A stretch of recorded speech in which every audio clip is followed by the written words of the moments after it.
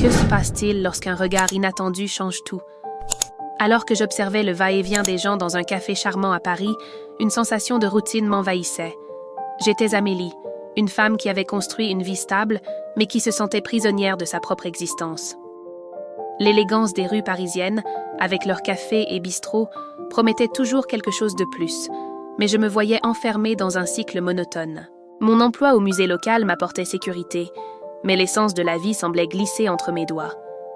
C'est un jour quelconque, en savourant un café crémeux, que tout a changé. Pierre, un inconnu au charme indéniable, est entré dans le café. Il était le genre d'homme qui attirait les regards, avec sa présence magnétique et un sourire qui semblait illuminer la pièce. Nos regards se sont croisés, et à cet instant, une énergie palpable s'est établie entre nous. Ce qui aurait dû être une simple rencontre dans un café s'est transformé en quelque chose de plus profond et troublant.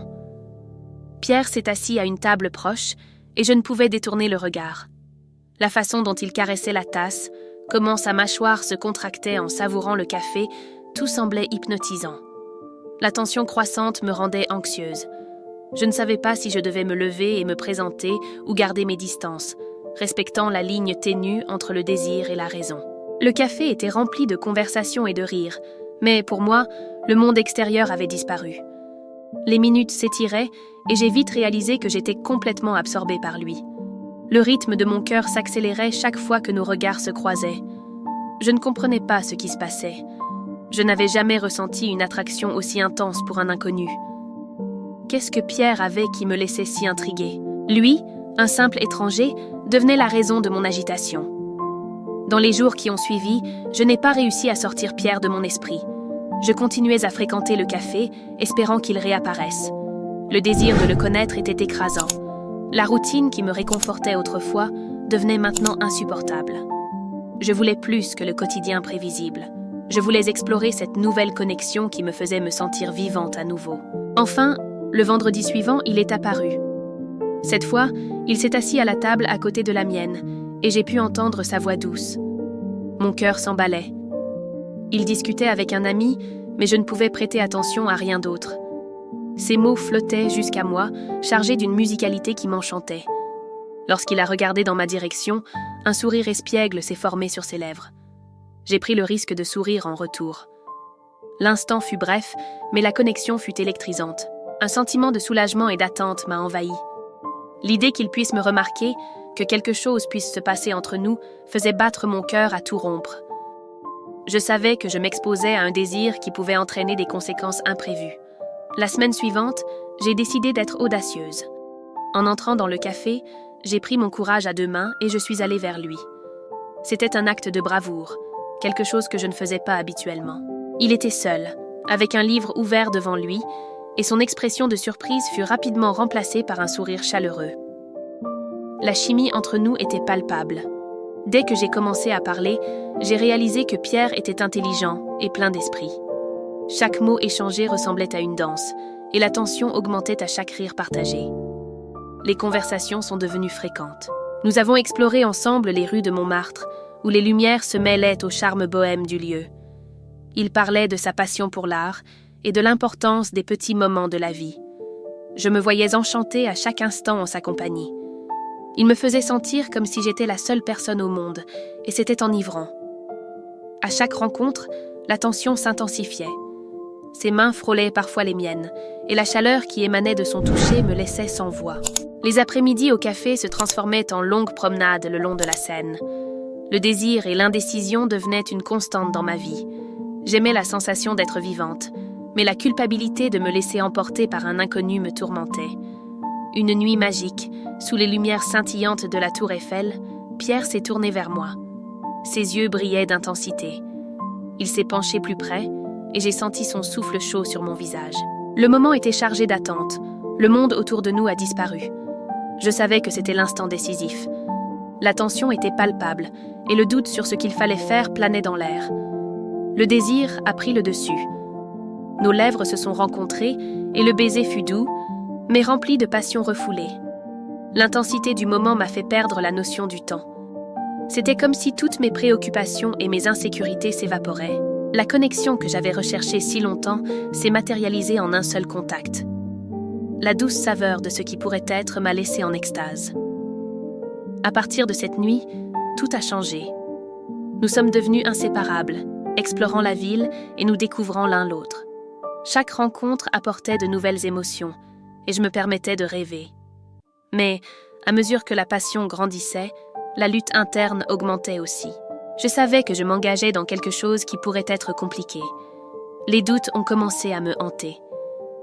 Pierre était un homme charmant, mais il y avait un mystère dans son passé que je n'arrivais pas à percer. Parfois, il semblait distant, comme s'il y avait quelque chose qu'il n'était pas prêt à partager. Cette incertitude me rendait inquiète. Je voulais le connaître complètement, mais il y avait une barrière invisible qui l'empêchait de s'ouvrir. Les rencontres sont devenues un mélange de joie et de frustration. À chaque sourire, il y avait une question sans réponse.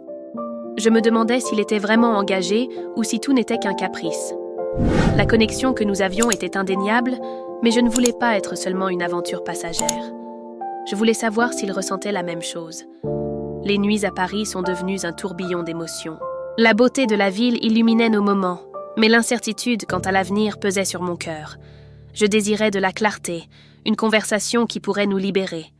En même temps, la peur de perdre la magie de ce que nous vivions me rendait hésitante. La ligne entre le désir et la raison devenait de plus en plus mince. Un après-midi, alors que nous marchions le long de la Seine, j'ai décidé qu'il était temps de le confronter. Le poids de l'incertitude m'étouffait. J'ai regardé dans ses yeux et, d'une voix tremblante, j'ai demandé quelles étaient ses intentions. Le silence qui a suivi fut assourdissant. Son expression a changé et j'ai compris qu'il y avait quelque chose de plus profond dans son hésitation. Il a finalement avoué que sa vie était remplie d'engagements qui l'empêchaient de s'investir pleinement. La révélation fut un choc. Je ne m'y attendais pas. Ce que je considérais comme une romance naissante s'est transformé en un enchevêtrement d'émotions conflictuelles.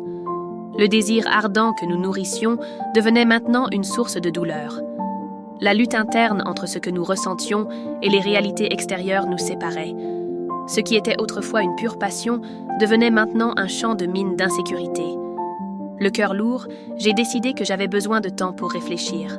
Je ne voulais pas être une femme déchirée entre l'amour et la raison. Il me fallait trouver un chemin qui me permettrait de comprendre ce que je voulais vraiment. Les après-midi ensoleillés devenaient pesants et les conversations qui étaient autrefois légères devenaient tendues. Le café, qui était auparavant notre refuge, semblait maintenant être un lieu de souvenirs douloureux. Pierre a continué à me chercher, mais je gardais mes distances. Ces messages étaient comme des échos de quelque chose que je ne pouvais plus embrasser. Mon cœur était partagé entre la nostalgie et le besoin de me protéger. La ville qui était autrefois le décor de notre romance devenait maintenant un rappel constant de la fragilité de nos émotions. À chaque coin de rue, il y avait un souvenir qui me hantait. Finalement, après des semaines de réflexion, j'ai décidé qu'il fallait tourner la page. La vie est faite de choix, et je devais prioriser mon bien-être émotionnel. L'idée de continuer dans une relation sans avenir était insupportable. Le cœur serré, j'ai envoyé un message à Pierre, demandant à nous rencontrer. La rencontre fut empreinte de tension et de tristesse. Lorsque nous nous sommes retrouvés, les mots ne venaient pas. Le vide entre nous était palpable. Finalement, j'ai réussi à exprimer ce que je ressentais. J'ai parlé de la nécessité d'aller de l'avant, de me libérer de l'insécurité qui nous entourait. Il a écouté en silence et j'ai vu la douleur dans son regard. C'était une douleur partagée, comme si nous perdions tous deux quelque chose de précieux. Bien que l'adieu ait été difficile, je savais que c'était la bonne décision. La connexion que nous avions créée ne pouvait pas être soutenue sur un terrain d'incertitude. En m'éloignant, une partie de moi souhaitait que les choses soient moins différentes, que l'amour puisse surmonter tous les obstacles. Mais je savais aussi que l'amour ne se résume pas à la passion. Il s'agit de sécurité, de confiance et de la capacité d'envisager l'avenir ensemble. Dans les jours qui ont suivi, les rues de Paris semblaient plus vides et les souvenirs de Pierre résonnaient à chaque coin de rue. Le café où nous nous étions rencontrés est devenu un lieu de réflexion. Je m'y asseyais, observant les passants, essayant de comprendre ce que signifiait être libre. L'arôme du café frais et la musique douce en fond étaient un réconfort familier, mais son absence rendait tout mélancolique. Avec le temps, j'ai commencé à me relever. Le musée est devenu un refuge, un lieu où l'art m'enveloppait et me faisait oublier, ne serait-ce que quelques instants, la douleur de la séparation. Je me perdais dans chaque peinture, chaque sculpture, cherchant la beauté qui existait encore dans le monde. L'art m'a appris que la vie est faite de cycles, et tout comme les saisons, je pouvais aussi renaître. Un après-midi, alors que j'admirais une exposition d'œuvres impressionnistes, quelque chose en moi a commencé à changer. L'amour que j'avais ressenti pour Pierre ne pouvait pas être la fin de mon histoire, mais plutôt un nouveau départ. J'étais prête à explorer de nouvelles possibilités, à me reconnecter avec la vie. La ville, qui semblait autrefois un labyrinthe de souvenirs, devenait maintenant un espace ouvert, rempli de nouvelles opportunités. Et ainsi, tandis que le soleil se couchait sur la ville, j'ai quitté le musée avec un espoir renouvelé. La vie continuait, et j'étais déterminée à embrasser tout ce qu'elle avait à offrir, avec toutes ses incertitudes et ses promesses. L'avenir m'attendait, et j'étais prête à danser à nouveau avec la vie. Au fil des jours, le sentiment de liberté que je recherchais s'est transformé en un désir ardent de me redécouvrir. C'est alors que j'ai rencontré Camille, une artiste audacieuse devenue une présence constante au musée. Son rire contagieux et sa manière de parler de la vie avec passion m'ont inspirée. Cependant, en même temps, une ombre d'insécurité planait sur moi. Comment pourrais-je permettre à quelqu'un de s'approcher à nouveau alors que la douleur de Pierre me hantait encore ? Un après-midi, alors que nous parlions de l'exposition, Camille a suggéré que nous allions à un atelier d'art alternatif. L'invitation m'a rendue nerveuse, mais la curiosité m'a poussée à accepter. À l'atelier, j'ai rencontré d'autres artistes qui partageaient leurs histoires de lutte et de dépassement. Cela m'a fait réaliser que je n'étais pas la seule à porter les cicatrices du passé. La connexion avec ces inconnus était inattendue, mais en même temps intimidante. Cependant, au milieu de nouvelles amitiés, la figure de Pierre continuait à me hanter. Un jour, en recevant un message inattendu de sa part, mon cœur s'est emballé. Que voulait-il maintenant ? Le doute m'a consumé. Que désirais-je vraiment ? La lutte entre ce qui était sûr et l'inconnu prenait de l'ampleur, et je me suis retrouvée face à un nouveau dilemme. Le passé frappait à ma porte, et je devais décider si je l'ouvrais ou non. Chaque jour qui passait, la pression augmentait. Camille planifiait une exposition collective et voulait que j'y participe. « Tu as une voix unique », insistait-elle. Mais l'idée d'exposer ma vulnérabilité me terrifiait. Pendant ce temps, le message de Pierre pesait dans mon esprit comme une ombre, me rappelant tout ce que j'essayais d'oublier. Une nuit, alors que je travaillais sur une peinture, j'ai réalisé que les couleurs que je choisissais reflétaient mon état émotionnel. L'œuvre, d'abord chaotique, commençait à se transformer en quelque chose de plus cohérent, comme si je trouvais une manière d'exprimer ma lutte intérieure. L'art, tout comme les nouvelles amitiés, devenait une forme de libération. Cependant, la pression du temps était indéniable. Camille me rappelait que l'exposition approchait et je devais décider si je participerais. La veille de l'événement, le message de Pierre résonnait encore. J'étais sur le point d'ouvrir la porte à un passé que je ne savais pas si je voulais revisiter. Le jour de l'exposition, alors que les lumières s'allumaient, je sentais que chaque regard sur mes œuvres était aussi un regard sur moi-même. Je devais me libérer de ce cycle. Avec un dernier regard sur le message, j'ai respiré profondément, décidé à me concentrer sur le présent et à laisser le passé derrière moi. La salle était pleine, les voix se mêlaient en un bourdonnement animé. Le nervosité pulsait en moi, mais le désir de montrer mon art dépassait l'anxiété. Quand les lumières se sont allumées, Camille a fait un discours, sa voix ferme et confiante. Je l'admirais, mais l'inquiétude grandissait en moi. C'est alors que, parmi les visiteurs, j'ai vu Pierre. Mon cœur s'est arrêté. Il était là, debout à la porte, observant. Que faisait-il ici ? L'anxiété s'est transformée en un tourbillon d'émotions. Les souvenirs ne demandaient pas la permission, mais je me suis forcée à continuer. Alors que je me dirigeais vers mon œuvre, un murmure s'est répandu dans la salle. Camille, avec un regard de surprise, pointait vers Pierre. Il s'est approché et la tension était palpable. « Nous devons parler », dit-il, d'une voix basse mais pleine d'intensité. À cet instant, une femme s'est avancée. « Pierre, tu ne peux plus cacher ça. La vérité doit éclater. » Le choc m'a envahi. Que voulait-elle dire ? La révélation planait dans l'air comme une tempête prête à éclater. Pierre semblait s'effondrer. Je ne savais pas que tu étais ici, balbutia-t-il. Le silence dans la salle était assourdissant. Mon cœur battait la chamade. Que savait cette femme qui allait tout changer? La tension dans la salle était étouffante. Les regards se tournèrent vers nous, chacun avec ses propres spéculations. Camille, qui auparavant rayonnait de confiance, semblait maintenant une ombre, son sourire évanoui. La femme a continué. La vérité sur ce qui s'est passé à la galerie, Pierre. Tu ne peux plus te cacher. Ces mots ont coupé l'air comme un couteau. Pierre, visiblement ébranlé, m'a regardé, ses yeux cherchant une réponse que je n'avais pas. L'indignation et la confusion se mêlaient en moi. Ce n'était pas seulement une question de notre passé, c'était l'intégrité de tout ce que nous avions construit jusqu'ici. Camille s'interposa, sa voix désormais ferme. « Que voulez-vous dire par là ?» La femme ignora la question, fixant Pierre avec une intensité qui semblait le transpercer. « Les gens ont le droit de savoir qui tu es vraiment, Pierre. » À chaque mot, les relations devenaient plus tendues. Je me sentais partagée entre la loyauté envers Camille et le besoin de comprendre la vérité. La salle, autrefois vibrante, était maintenant chargée d'attente. Le destin de nous tous semblait en suspens. Pierre, une fois de plus, me regarda, comme si la réponse se trouvait dans mon regard. Et sans m'en rendre compte, un nouveau récit commençait à se dessiner, un qui défierait toutes nos croyances. La tension dans la salle s'est transformée en un champ de bataille silencieux. J'ai décidé que je ne pouvais plus être une spectatrice. Je me suis levée, sentant une énergie nouvelle pulser en moi. « Assez de jeu », déclarai-je, d'une voix ferme, résonnant dans la pénombre. Les regards se tournèrent vers moi, surpris. Camille haussa un sourcil, et la femme étrange semblait intriguée. « S'il y a une vérité à révéler, confrontons-la maintenant », continuai-je, m'adressant à Pierre.